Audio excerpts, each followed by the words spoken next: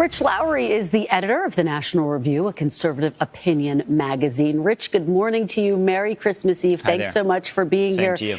Let's dive right into this. And you heard Garrett talk about the backlash from some of those pardons. By one count, 60 out of 65 of President Trump's past pardons have helped either his allies or those who will help him politically. So what is the message that President Trump is sending here, Rich? Well, he's always just obviously had a highly personalized view of his office. Pardon power is nearly absolute. He can wield it any way he wants, and this is the way he wants to wield it. I will say, I think the Russia investigation, the special counsel investigation, did run out of control. I think the Russia narrative was basically a hoax, and it's not unusual for presidents to pardon people caught up in such investigations. The thing is, the likes of Paul Manafort and Roger Stone, the nature of their offenses, the way they conducted themselves, they do not deserve this kind of clemency. Especially Paul Manafort basically ran an international lobbying operation that was more or less a criminal enterprise. Rich, let me ask you if I can quickly. So at the same time you have the president signing off on these pardons, he's also denouncing this coronavirus relief bill, $900 billion, threatening those direct payments to Americans, the enhanced unemployment benefits for those tens of millions who so badly need them right now. What is the president's strategy on this? It's a little unclear.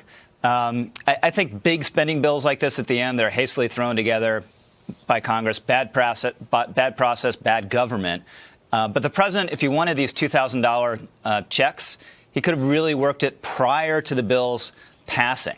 Now that they've passed, it's hard to see how he's going to get what he wants. It wouldn't surprise me if he ultimately backs down and doesn't veto it. If he does veto it, there's some significant chance it'll be overridden by Congress. If he vetoes it and it's not overridden, it's just going to pass maybe with a bigger number in a Biden administration. Well, Rich, just taking a step back, if you are Republicans watching all of this unfold, as you are, obviously, you know, less than 2 weeks away, these critical Senate races in Georgia, which will determine the balance of power in the Senate. Could this actually hurt Republicans' chances in Georgia and hurt the Republican Party more broadly moving forward?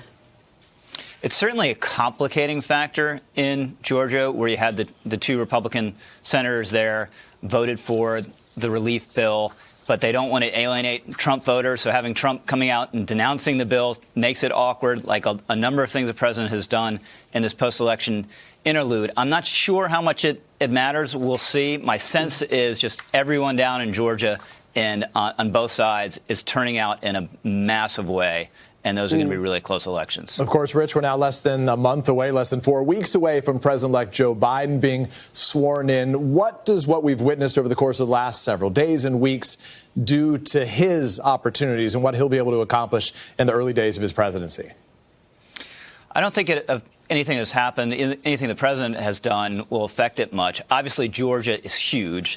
If the Democrats take the Senate, it totally changes what Biden can do when he takes over. If they don't, everything's going to have to go through Mitch McConnell in the Senate. So the outcome in Georgia is more important than anything that President Trump has done in recent weeks. Yeah, and of course, all sides bracing for more political drama ahead of the inauguration. Rich Lowry, thanks so much for joining us this morning. Have a great holiday. Thanks very much. Merry Christmas.